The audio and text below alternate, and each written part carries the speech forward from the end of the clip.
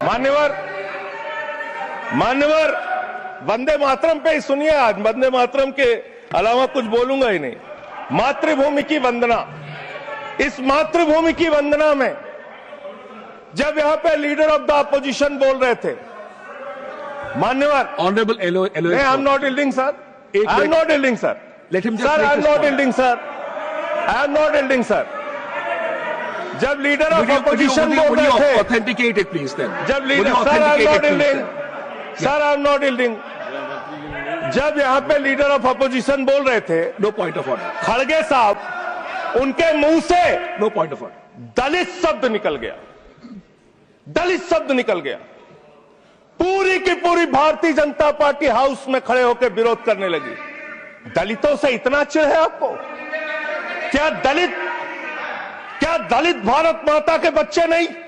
क्या पिछड़े भारत माता के बच्चे नहीं? क्या आदिवासी भारत माता के बच्चे नहीं? अगर दलितों, पिछड़ों, आदिवासियों की बात होगी तो आप विरोध करोगे? आप विरोध करोगे? You are not on the topic. LOH. Just need a minute. LOH. Sir दो बातें हैं। Please. LOH is on its legs. LOH is on its legs. Sir दो बातें हैं। एक तो हम चाहते हैं कि डिबेट, हेल्दी डिबेट हो, तर्कों के साथ हो। अभी इन्होंने आरोप लगा दिया कि दलितों पर बीजेपी वाले एकदम हल्ला करने लगे। ऑन रिकॉर्ड है, मैंने कहा है दलित के विषय में कि ये हमारे पूज्य हैं, हमारे भाई हैं, ये ऑन रिकॉर्ड है। इस तरीके के स्वीपिंग स्टेटमेंट्स न दें और इस हाउस के माध्यम से देश को गुमराह न करें, नंबर 1।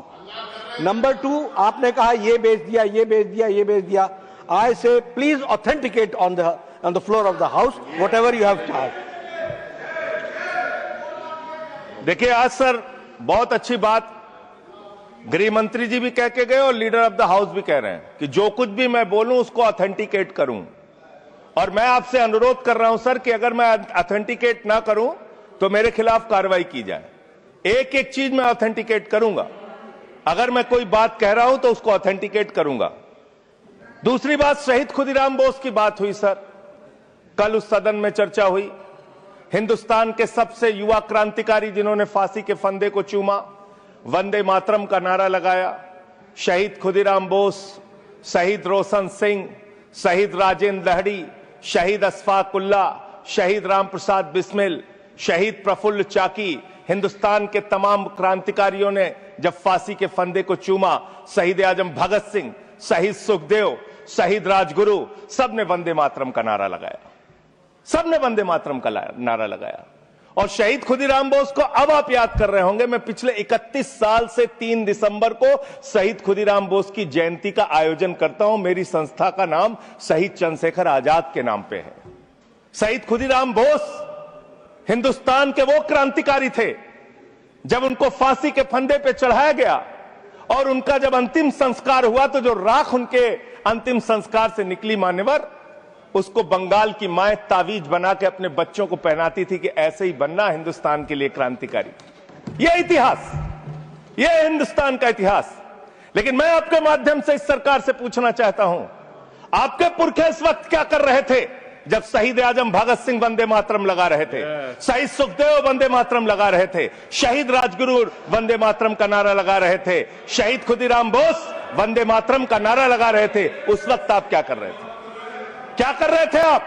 वंदे मातरम का नारा लगाकर लोग जेल गए, लाठियां पड़ी उनको।